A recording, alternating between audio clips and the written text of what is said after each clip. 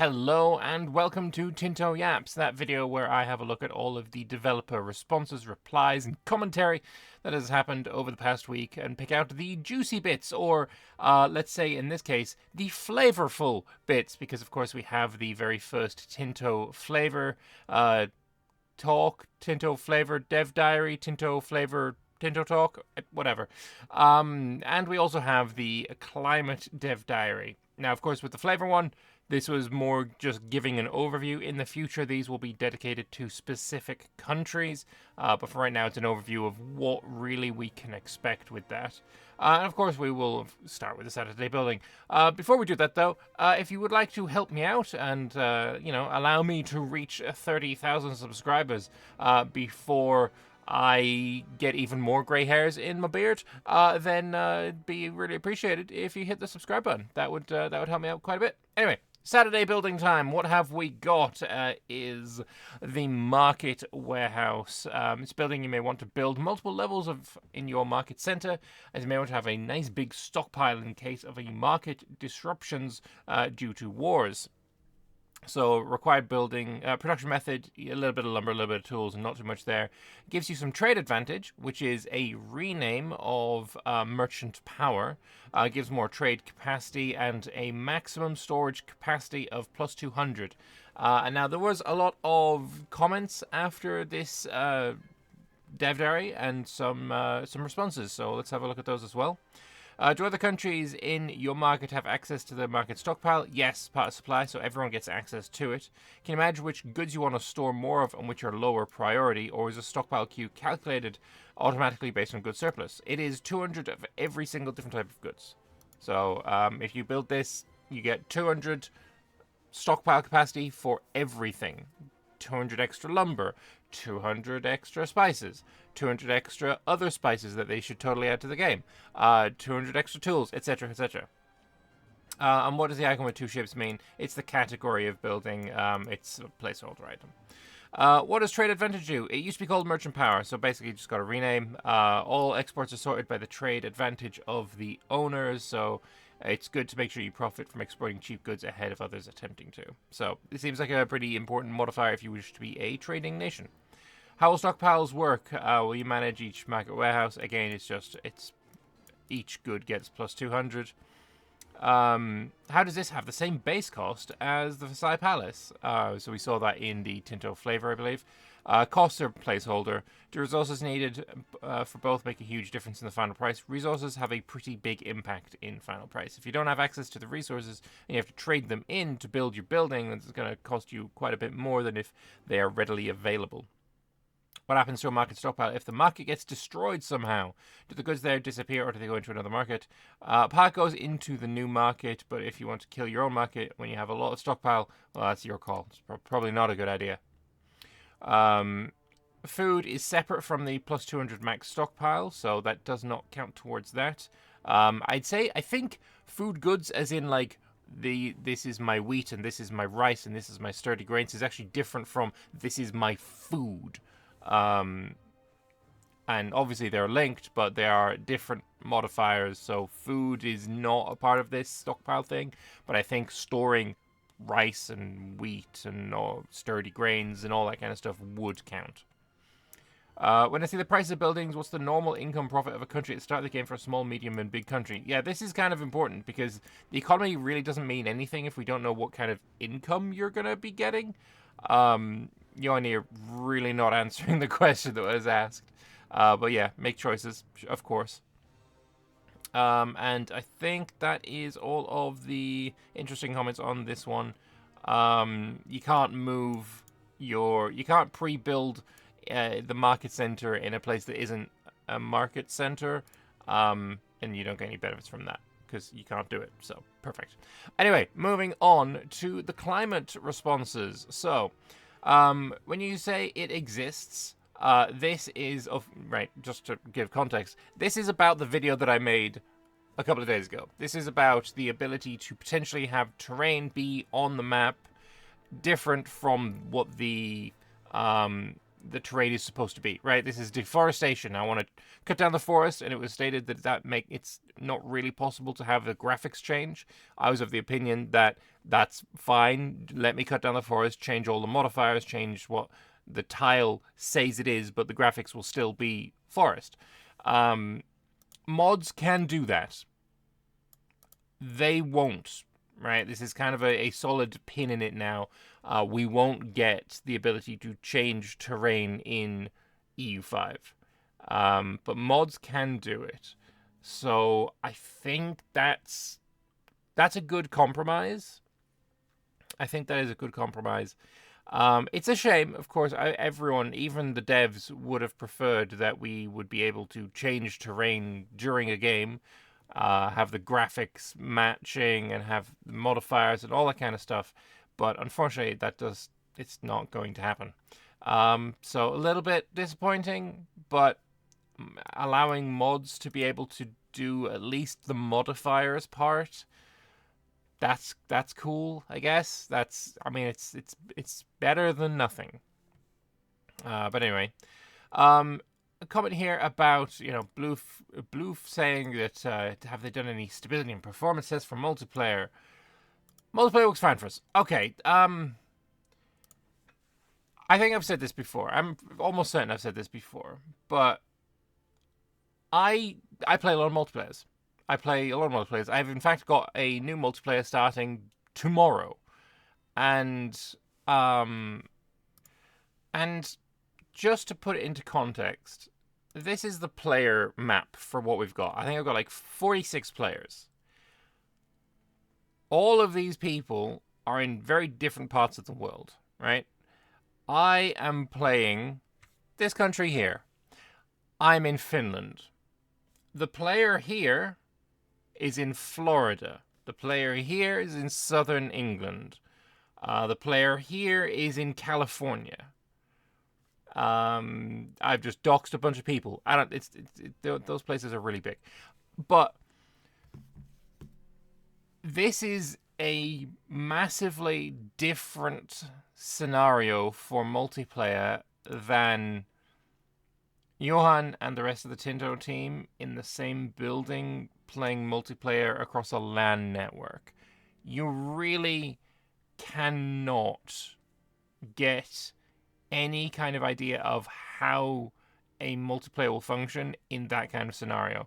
If it turns out that they have, I'm certain they've got beta testers and such already, or alpha testers, or some kind of testers. Like, if that's happened already, great. And if those people are all over the world, and one of the tests that they've had to run is how multiplayer functions, and they got people from America playing with Europe, playing with people in India and Indonesia, China, whatever. If that's already been done and it's still multiplayer works fine for us, fantastic. But if all it has been people playing across LAN connections, or even playing across different, Johan has gone home, and Pavia's gone home, and they both still live in or near Barcelona, and they're playing across a single city. That is also not a relevant situation for the vast majority of people, right? The standard for multiplayer is people from across the world. Sometimes it can be a bit better, and people from just in Europe, for example, would be playing together, or people from just across the Americas would be playing together, and then you got less problems. But when you've got people from, literally, I just showed you, I'm in Finland and I'm playing with somebody from California, all across different types of PCs, different strengths of equipment, different speeds of internet, different upload speed, different download speed, different pings. All this kind of thing needs to be taken into account. So multiplayer works fine for us. I don't agree that this is informative. I really don't. That it works in a LAN connection, I guess, is better than it not working across a LAN connection. Then I'd be worried. But yeah, for my purposes, as somebody who will absolutely be playing a lot of multiplayer in this game, this just isn't it. But anyway, moving on. What does the free capacity attracts pops mean? If pops are less than the maximum population capacity, they get higher migration attraction. Cool, simple, love it. It says the deserts have sandstorms. I assume this impacts armies in combat in some way. Yes, it does. Are there any variants for sea tiles to have storms as well? Yes, there is. If you played Imperator, you will have noticed and seen sea storms, sandstorms, snowstorms, rainstorms. All this was in Imperator. I would imagine it would be in... I mean, you don't need to imagine. It will be in Project Caesar as well.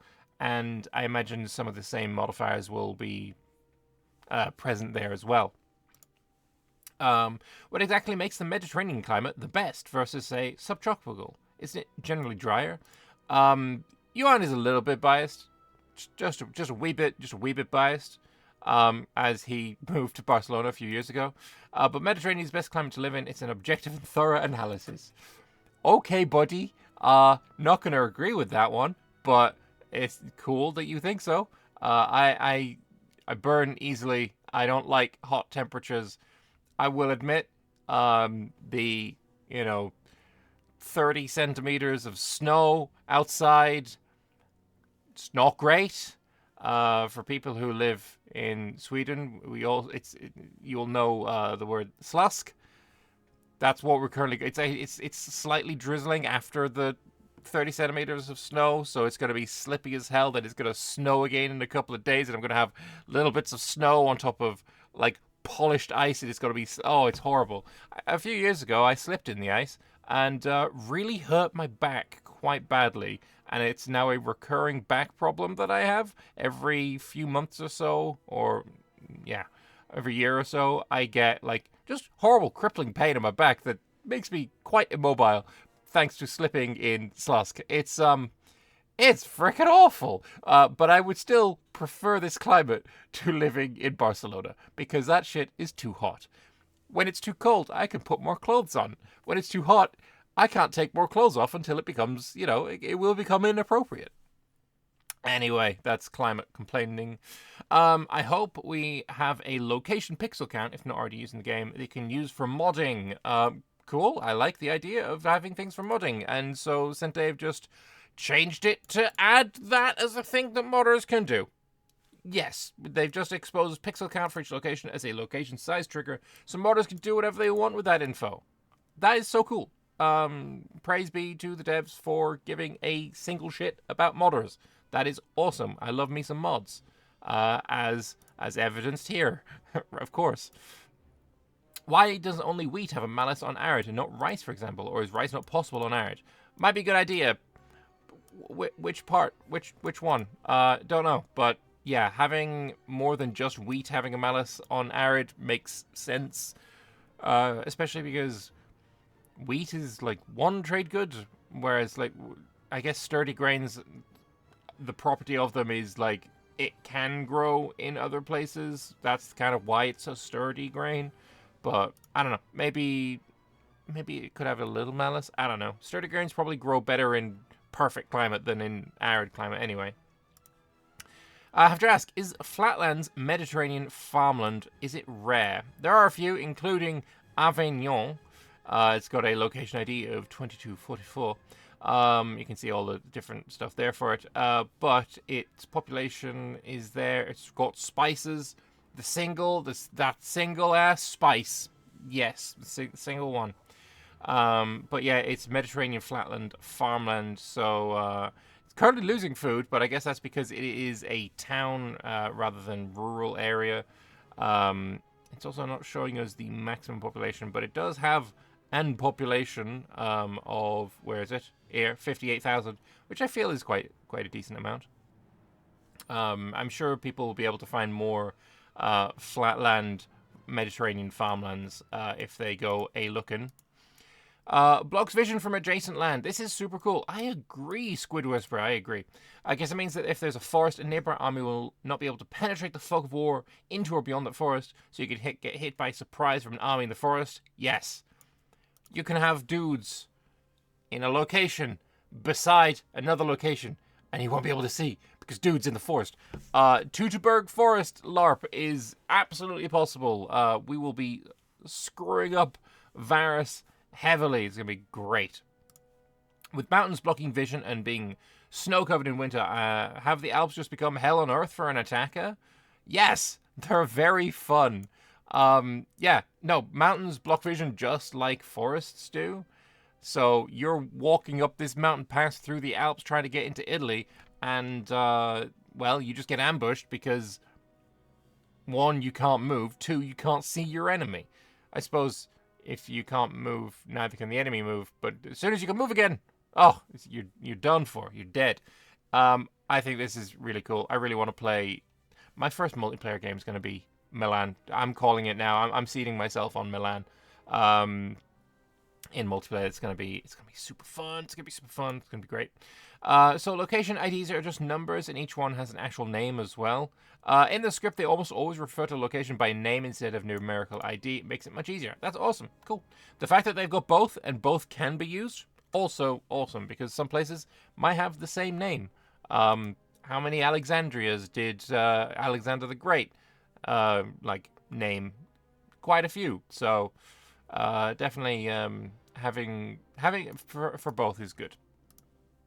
My question would be, does that block vision for the controller of the land? Can an enemy hide an army in my forest?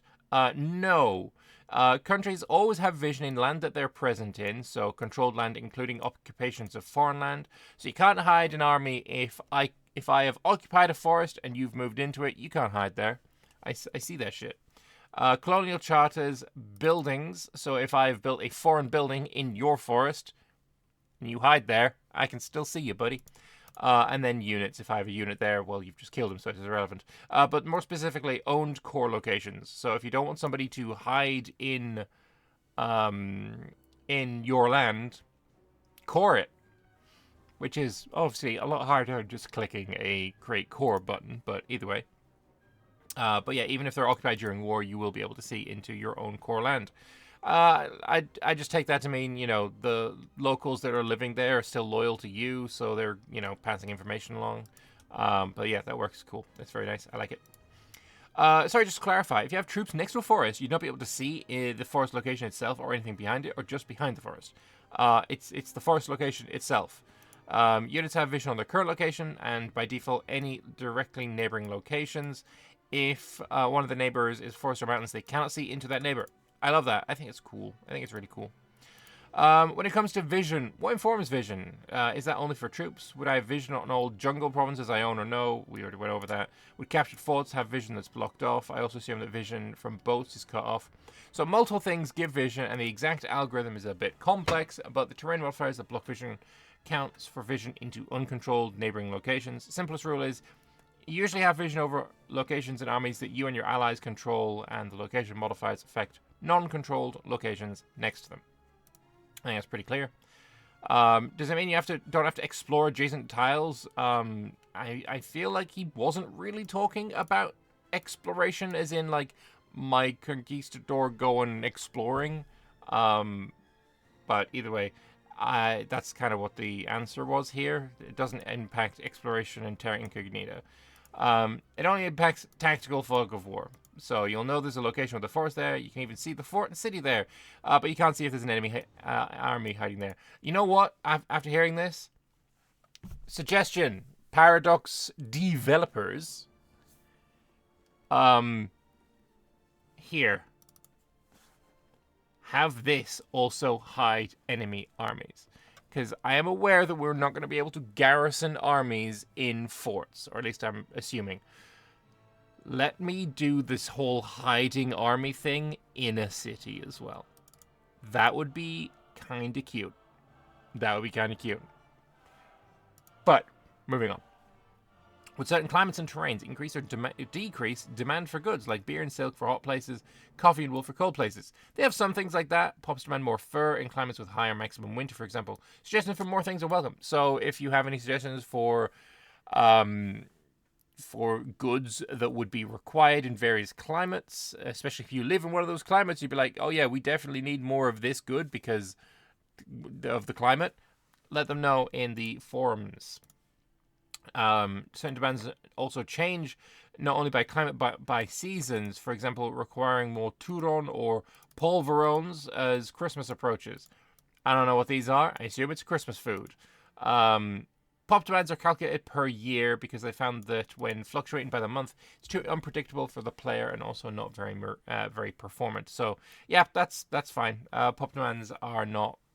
You don't get pop demands. I need more winter clothing versus summer clothing kind of thing. It's per year.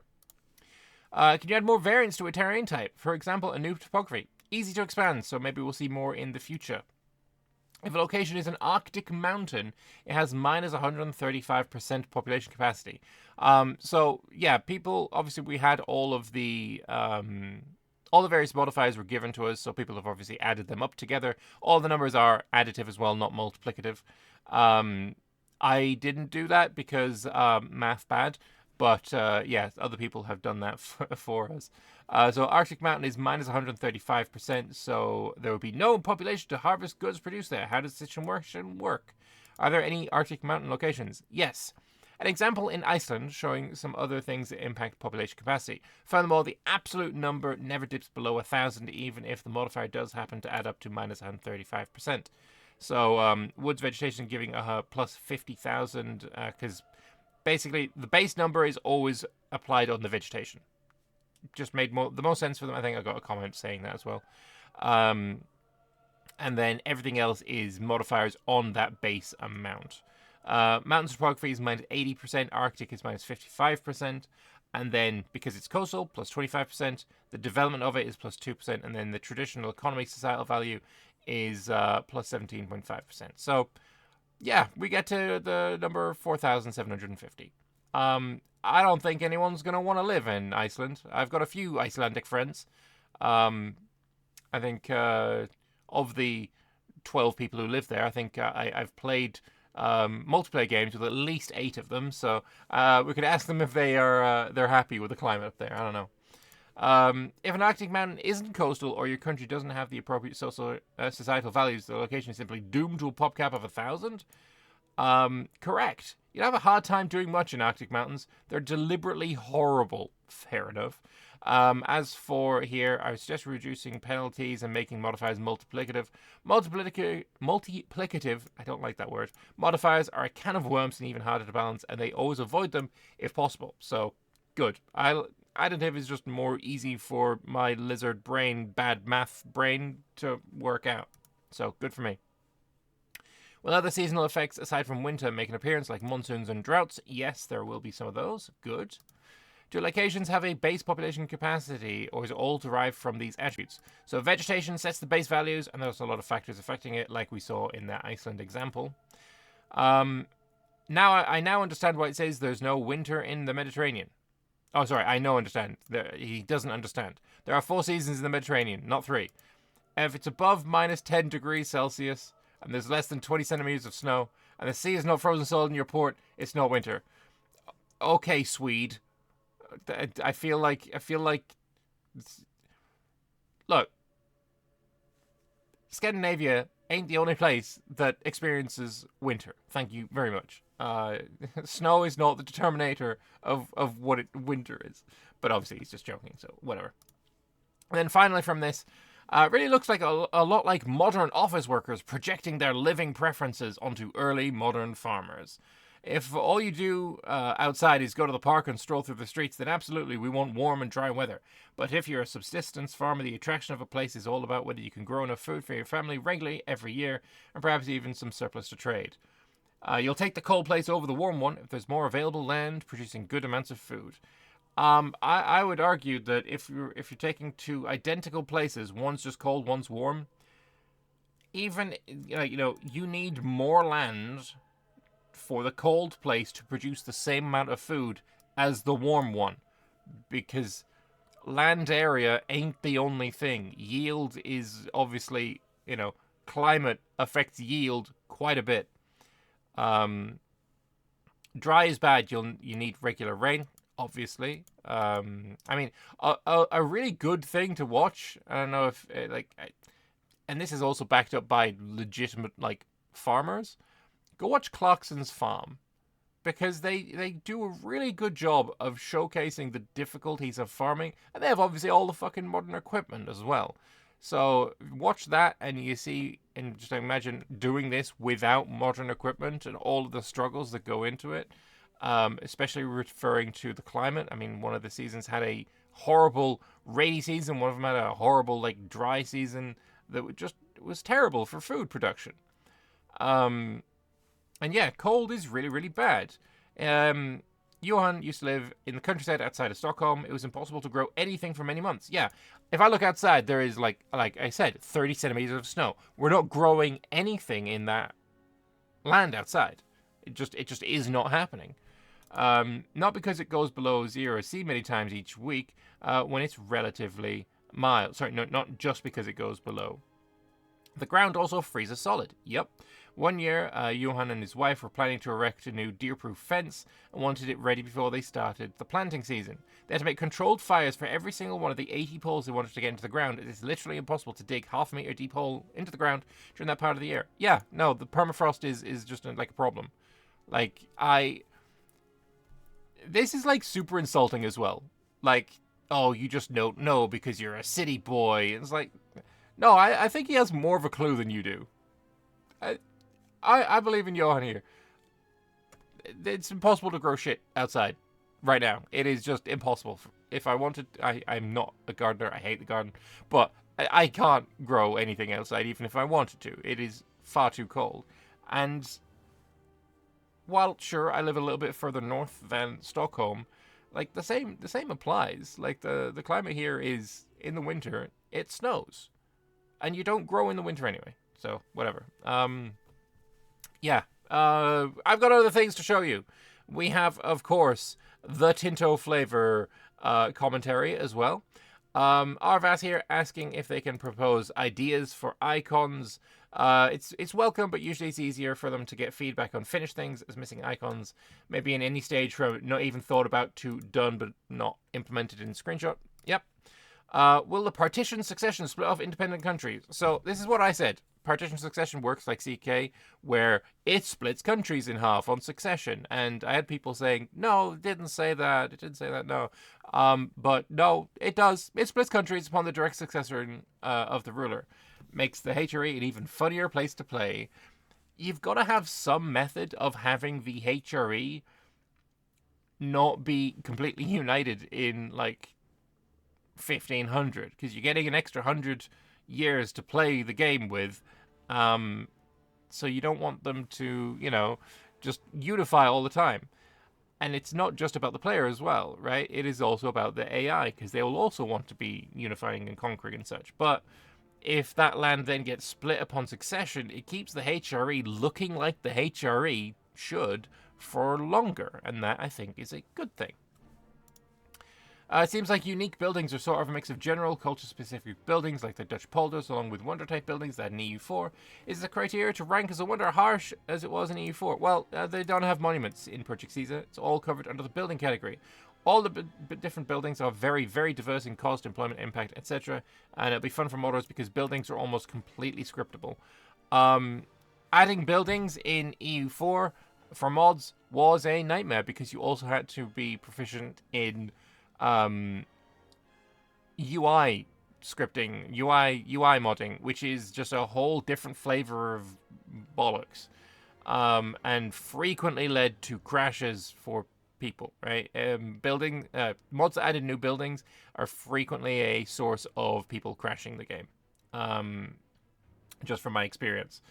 So if it is so much easier to add things like this, awesome, absolutely fantastic, especially making cultural buildings.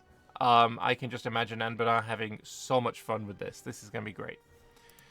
Will characters be a part of chivalric orders? Yes, they will. How do you interact with characters? Do you right-click on their portrait like in CK? Wasn't expecting Project Caesar to have character interactions. Yes, there are multiple actions you can perform directly with characters, although not as many as in CK. They're quite different games in their approach to the grand strategic genre. Good, I guess, is fine. I'm guessing it's going to be a little bit like Imperator Rome, maybe a few less interactions. I don't know. Be interesting to have Tinto talk on that topic. How many total options can an event have? Many of them, and you can scroll through if you so desire. Did you consider replacing additive modifier stacking by multiplicative modifier stacking? And the reason why. Johan saying they tried it early in Hoi 1 and multiplicative was more likely to end up huge or small. It's not a great system. Again, we're just going over, I mean, it's in a different place, but more commentary on why additive is better than multiplicative for this game. What is considered Eastern Europe in the event? This is for the Ostliedzung. I pronounced that perfectly. Does it extend all the way to Crimea and Urals? Nope. It goes for the scripting here. It needs to be Catholic. It needs to be Poland region, Carpathia region, Baltic, Bohemia, and Moravia areas. So it doesn't go as far down as Greece. It does go to Prussia because that is in the Poland region. But yeah, it goes Hungary, Poland, and a few more areas. Also, I saw some comments about this question mark equals symbol, and what does that mean? This is basically checking if something exists as well. And it's just, I guess, a better way to do, if the capital is here, if the capital exists. Apparently that might be a thing. I don't know. But either way, it's just some scripting thing. I even saw some modders be curious about what this is, so there you go. If I welcome German settlers, can I assume the German country gets an event about a bunch of people leaving? Yes, you can. Good. Pops don't just spring out of the ground. They're not dwarves, after all. Not a huge fan of international organization being used in the interface of the game. He was under the impression that it was an internal scripting, ease of communication thing. Hoping this will be changed, because while it serves fine for coalitions or alliances like the Guelphs or Holy League, can't say I'm thrilled about the interface telling me I'm viewing the Holy Roman Empire, international organization. Like, I agree with this, but, like, you could just, like, remove this and just have this part, right? I don't know. I kind of agree. And so does the dev team. They aren't in love with the name either. It's more descriptive than immersive. However, they've been thinking about better alternatives for some years and having all of the feedback when they presented them in the Tinto talk, and they haven't found a better alternative. So, yeah, keep thinking of them, I guess. Is it confirmed then that we'll get one Tinto flavour per country, no matter how small or internet connected it is with other, like Iberia or the Low Countries or Great Britain? So it is one per country. Some will be meatier and more panoramic, while others be more detailed and focused. So I was expecting Tinto flavour, British Isles, but it's more likely going to be, or more specifically going to be, England and Scotland, and I don't know, maybe they'll do a single Irish one, and because I imagine they'll be pretty similar. I don't know. Instead of North Italy flavour, it'll be Milan flavour and Venice flavour and Florence flavour, etc. Which I guess kind of extends the lifespan of the Tinto flavour talks. But yeah. A question for which I fear the answer, but what is the state and indeed the goal of immersion for countries that are played completely differently from their historical selves? Is playing a mercantile almost Hansa-like Prussia going to feel like you're having to pull the game away from screaming in your ears that you should be goose-stepping, or actually feel like the country I'm playing? So they're focusing on the historically immersive flavour content, not doing much on the alt history content. It's definitely possible to play Mercantile Prussia if you want. There are enough game systems like societal values, laws, estate privileges, parliaments, advances, etc. to make it doable. I play EU4 as a not alt history, not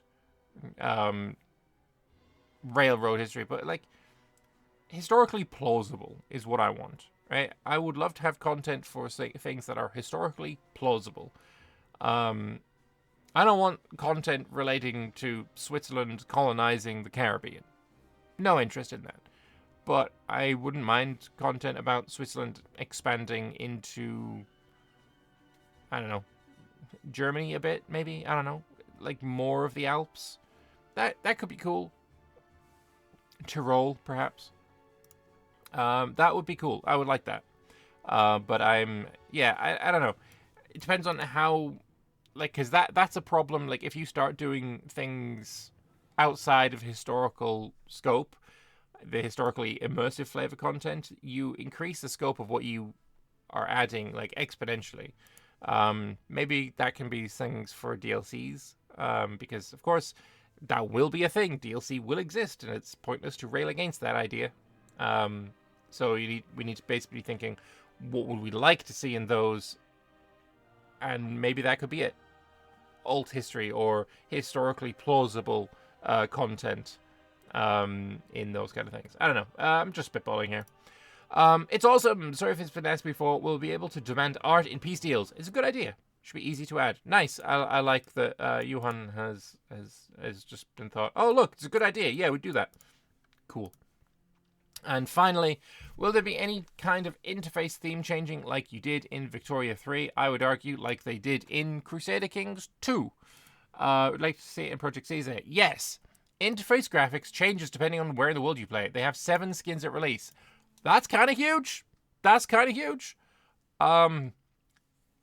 If you don't know, CK2, if you played as a tribal government, you had this like lovely wooden kind of UI. If you played as a feudal noble title kingdom, whatever, you had like the regular stone one that you can mostly see in screenshots. And if you played as a Muslim character, you had a whole different UI there as well. In Vicky 3, I think they did a new UI color for France. I don't know. I don't play that game because it's bad. And yeah, having 7 skins at release for EU5 is also really cool. I imagine it's just going to be colors, but maybe some art changes. I don't know. It'd be nice to, in a future Tinto flavor, say we're going into one of the regions that has this one of these skins. Show some images of it. I would really like to see it. But yeah, new UI for different regions is really, really cool. Big fan of that. And that's all I have time for today. Thank you very much for watching. I hope you enjoyed the Tinto yapping. Again, if you'd like to help me out with getting my subscriber number up, then hit the subscribe button. It doesn't cost you anything, and it makes me quite happy. So if you want to make me happy, click the button. Unless you're already subscribed, then don't click the button, because that would be bad for me and that would make me unhappy. Anyway, thank you all very much for watching. I will see you on Wednesday for another Tinto talk. Looking forward to it. See you then. Bye-bye.